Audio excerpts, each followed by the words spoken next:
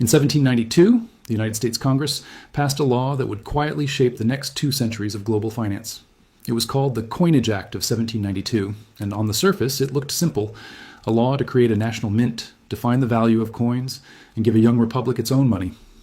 But beneath the surface, this act was far more than a bureaucratic measure.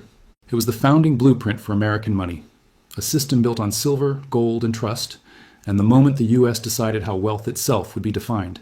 Yet, over time, the core principles of this act were forgotten, twisted, or deliberately erased.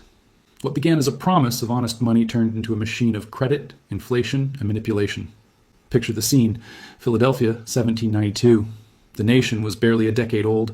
George Washington sat as the first president, and Alexander Hamilton, the brilliant, controversial Treasury Secretary, had a vision. He believed that for the United States to thrive, it needed not just independence in politics, but independence in money. At that time, America had no official currency. People used a chaotic mix of Spanish pesos, British pounds, Dutch guilders, and privately issued notes. Commerce was a mess. Prices changed from town to town. Trust in paper was low because the continental dollar, used during the Revolution, had already collapsed. Not worth a continental was a phrase that literally came from that disaster. So Hamilton proposed a fix: a national system based on real metal, gold, and silver. The Coinage Act of 1792 established the U.S. Mint and declared that the dollar would be the unit of account. But what's fascinating is how it defined that dollar. It wasn't just a name, it was a precise weight of silver, 371.285 grains, or about 24 grams of pure silver. The law also defined the value of gold coins, fixing the ratio between gold and silver at 15 to 1. In other words, one gold dollar was worth 15 silver dollars.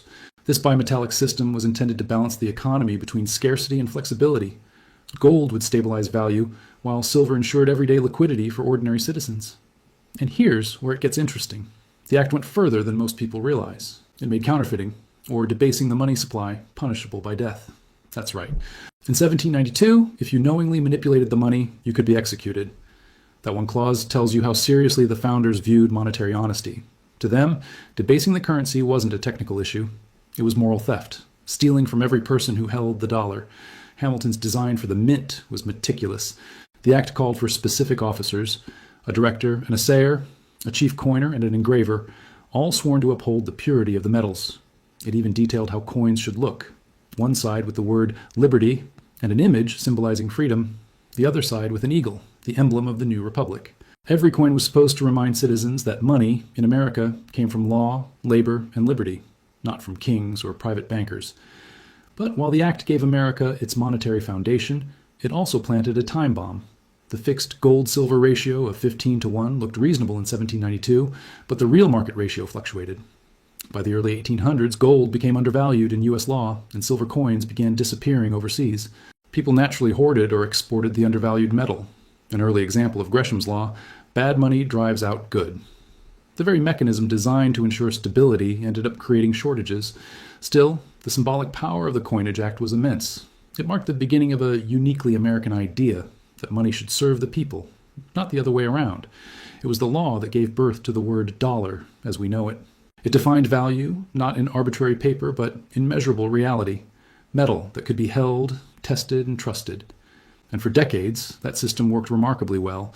The dollar gained a reputation as one of the most honest currencies in the world. But as the country grew richer and more complex, that founding ideal started to erode.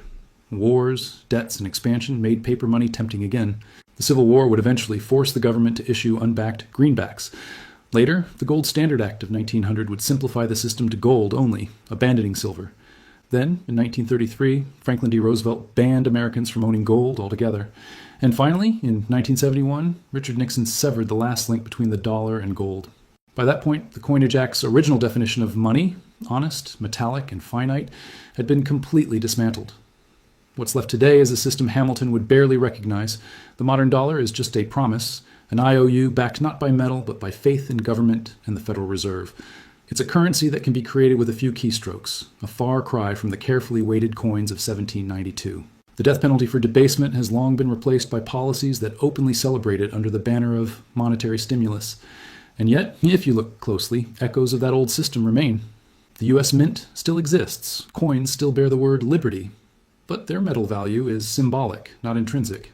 A modern dime or quarter isn't worth even a fraction of its face value in metal. Inflation, once seen as moral corruption, is now considered healthy. In many ways, the Coinage Act of 1792 serves as both a monument and a warning. It reminds us that America's founders understood something that modern policymakers often ignore. Money is trust, and once that trust is broken, it cannot easily be repaired. But what if we were to measure the modern dollar against the original definition? A dollar defined as 24 grams of silver would today be worth around 20 to 25 real-world dollars, depending on silver prices. In other words, the currency has lost over 95% of its purchasing power since the founding era. Every inflation chart you've seen, every rise in prices, every shrinking paycheck, is, at its core, the story of that loss of trust. The Coinage Act of 1792 was not just about minting coins. It was a declaration of economic sovereignty, an attempt to ensure that no king, banker, or bureaucrat could manipulate the lifeblood of commerce. It was the monetary equivalent of the Constitution, a framework to protect citizens from invisible theft. Today, as the U.S. faces mounting debt, runaway deficits, and an inflationary spiral, revisiting that forgotten law might not just be a history lesson. It might be a roadmap to rediscover what sound money truly means. As the 19th century unfolded, the American monetary system, born from the Coinage Act of 1792, began to face challenges its creators could never have anticipated. The U.S. was expanding westward, new states were joining the Union, and industrialization was reshaping how people worked, traded, and saved.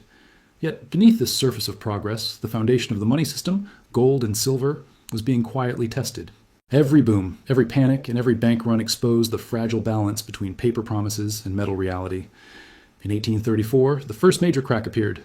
Congress changed the gold to silver ratio from 15:1 to roughly 16:1. On paper, it was a small adjustment meant to bring U.S. currency in line with global markets. In practice, it had enormous consequences. Overnight, gold became more valuable relative to silver.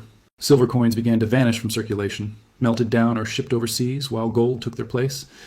The U.S. effectively slipped from a bimetallic standard to a de facto gold standard, decades before it was official.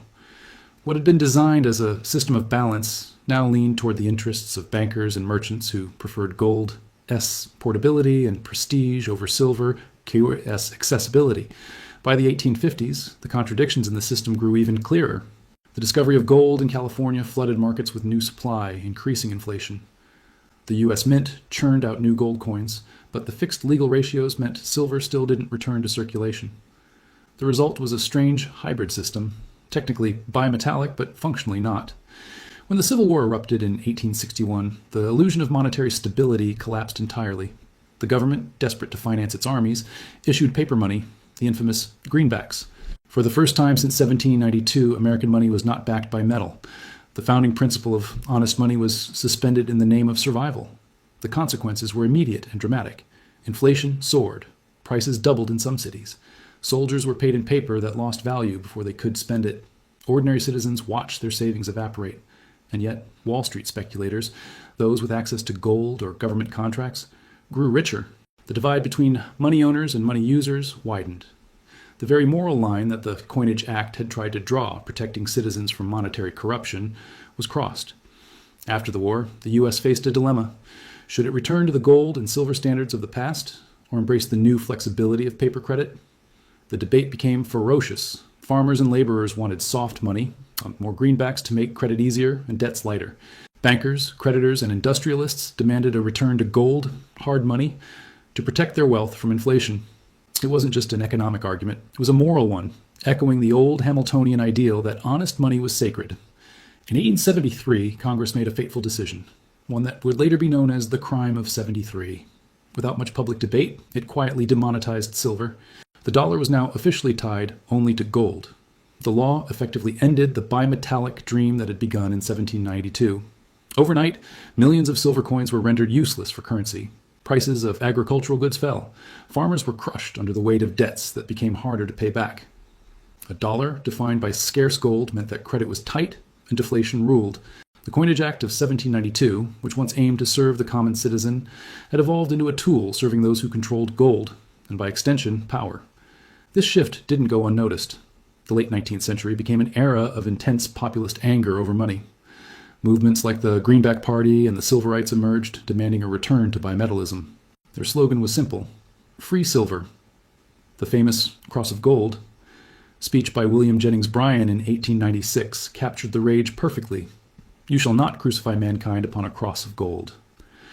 Bryan Yes words were a direct challenge to the system that had abandoned the people S-metal, silver, for the bankers' metal, gold. It was a moral echo of 1792, a cry for a return to monetary justice. But the gold standard held firm. By 1900, the U.S. officially confirmed gold as the sole basis for its money. The Coinage Act's original vision of a balanced system where both metals supported the economy was dead.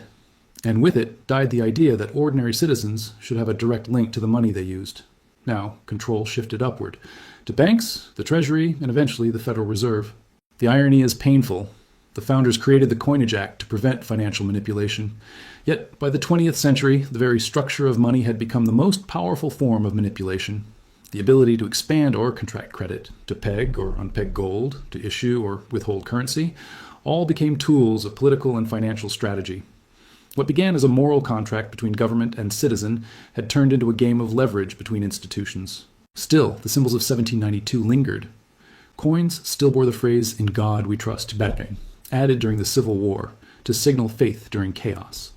But that phrase, once about moral conviction, slowly became a paradox. Trust had been replaced by compulsion.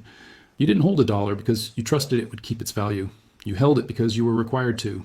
The law declared it legal tender, and that was enough. By the time the Federal Reserve was created in 1913, the transformation was complete. Money was no longer a fixed measure of value. It was a tool of policy, adjustable, expandable, and political. The Fed could create reserves with a pen stroke. Banks could lend 10 times their deposits. Credit replaced coinage as the true engine of the economy. The ideals of the Coinage Act, that money should be stable, measurable, and moral, were buried under the weight of modern finance. Yet the historical irony is this. Every modern debate about inflation, debt, and the dollar's decline traces back to that original act. The founders knew that honest money was the backbone of liberty. They understood that when you allow money to lose value, you erode the foundation of trust between citizens and their government. In a sense, the Coinage Act of 1792 was America's first firewall against tyranny, because whoever controls money controls freedom. Today, when the Federal Reserve prints trillions or inflation quietly robs savings, it's not just an economic event, it's a betrayal of the founding principle. The death penalty for debasement may be gone, but the crime itself continues in slow motion, through policy instead of forgery. If Hamilton and Washington could see the modern system, fiat currency, endless debt, and speculative finance, they would recognize the same danger they tried to outlaw. Money has been transformed from a tool of fairness into a tool of control, and that, perhaps, is the greatest forgotten truth of all. The Coinage Act wasn't just a law about coins. It was a declaration about power, who should hold it, and who should be protected from it. By the early 20th century, America's relationship with money had changed so completely that the spirit of the 1792 Coinage Act seemed like a relic of a lost civilization. What had once been a tangible promise, a dollar measured in metal, was now a floating abstraction, backed by confidence alone. The government and banking system had become the architects of that confidence, but it was a fragile architecture, built on faith in the very institutions that had rewritten the rules.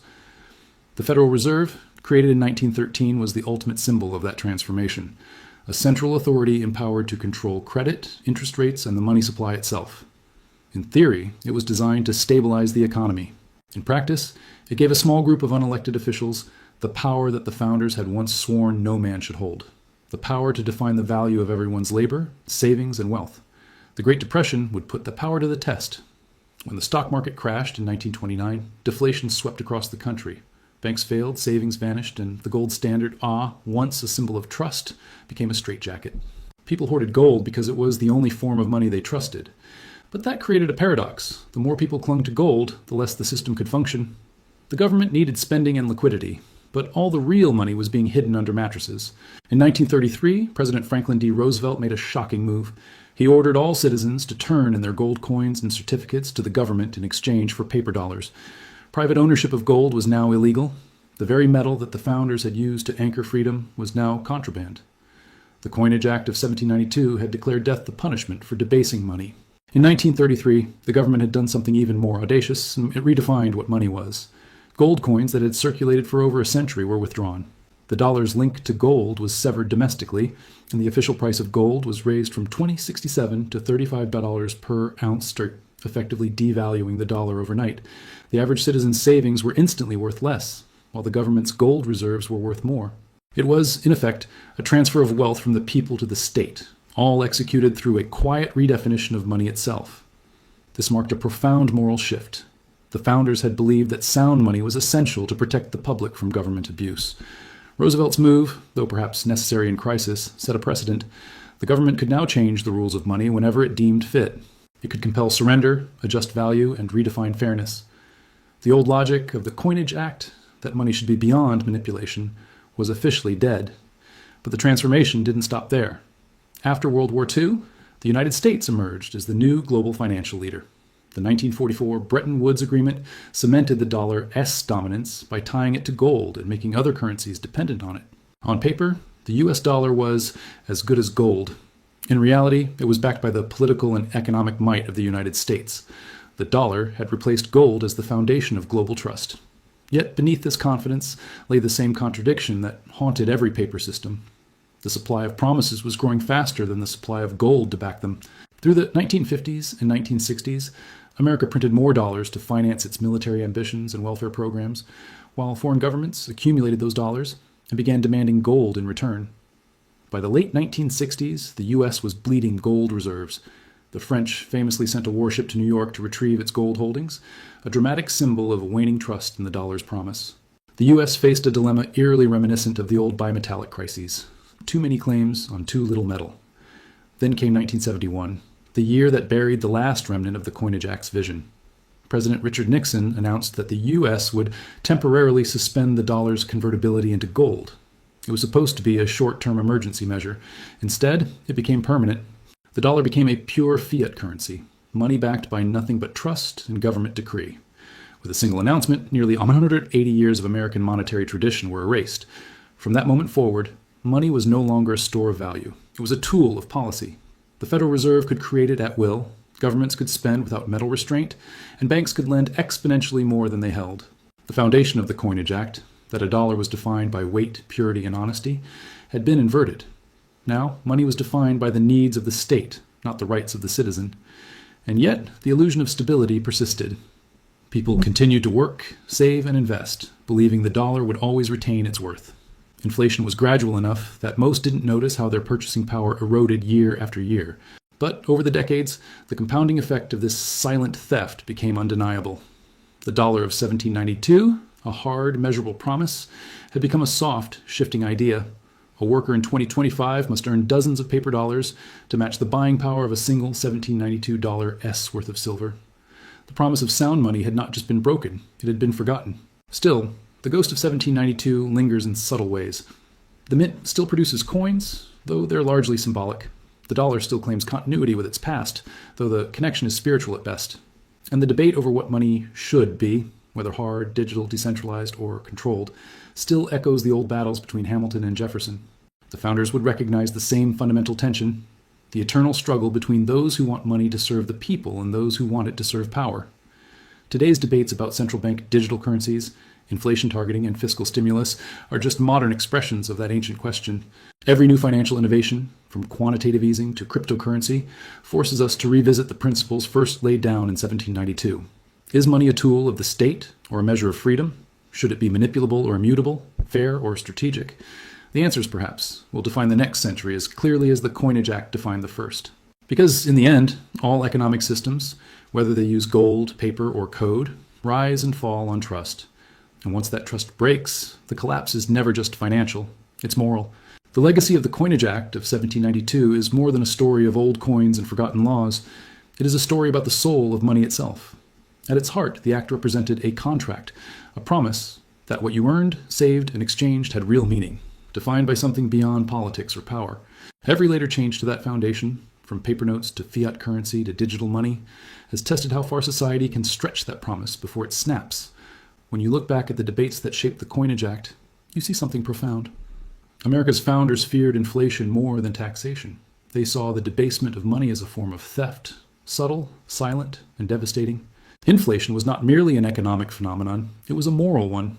It punished prudence and rewarded excess.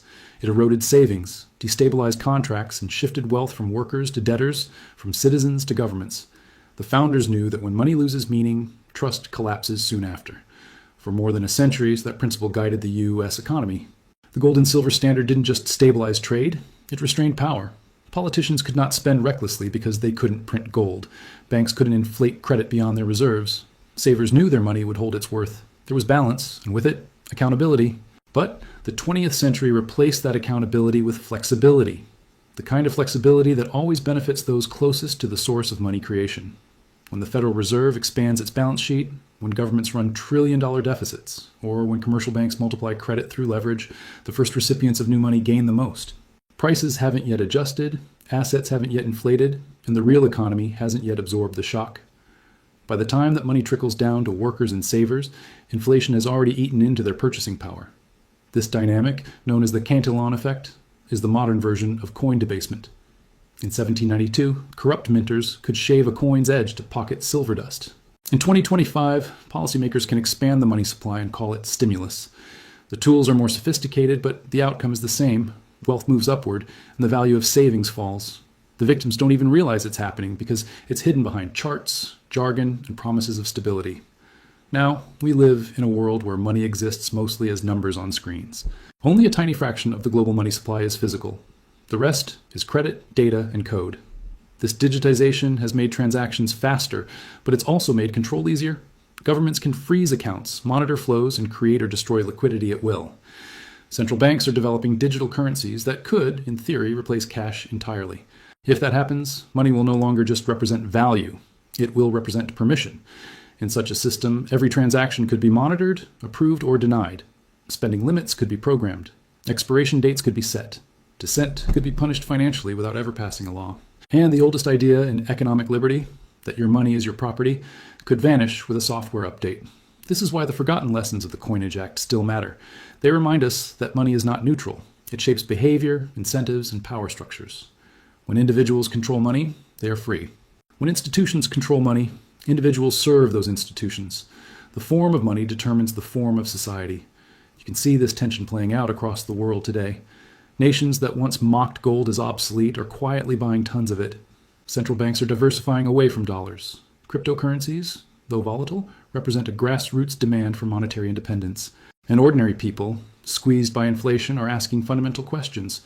What gives money its value? Who benefits from its creation? And how much of my labor is real if the value of what I earn melts away every year? The truth is that monetary systems rarely collapse because people lose faith in numbers. They collapse because people lose faith in fairness. The 1792 system failed not because gold and silver were wrong, but because governments found them inconvenient. The fiat system that replaced it will fail for the same reason, not because paper or digital money can't work, but because they invite abuse. Power, once unrestrained, always expands until it breaks the system that sustains it. That is the real warning hidden in the Coinage Act. It wasn't just about coins or currency definitions. It was a warning against hubris, against the belief that governments could redefine value without consequence. Every empire that has tried has learned the same lesson. Rome diluted its silver, France printed assignats, Weimar Germany ran its presses. Each believed it could control outcomes with clever policy. Each collapsed when trust evaporated. So what does that mean for us today? It means the story isn't over. The next chapter of money is being written right now in the policies of central banks, in the architecture of digital currencies, and in the decisions of people like you, whether you save, invest, or opt out of the system entirely. The principles of 1792 still whisper across the centuries. Money must be real, measurable, and honest. Otherwise, it will become a weapon. When the founders wrote the Coinage Act, they probably didn't imagine a world of algorithms and high-frequency trading. But they would understand the stakes. They knew that once money serves politics instead of the people, collapse is inevitable. It may take decades. It may disguise itself as progress, but the end is always the same. Wealth concentrates, trust erodes, and value disappears. And maybe that's the most uncomfortable truth of all. The failure of modern money won't come from technology or economics. It will come from forgetting what the founders already knew, that the integrity of a nation's currency is the measure of its moral strength.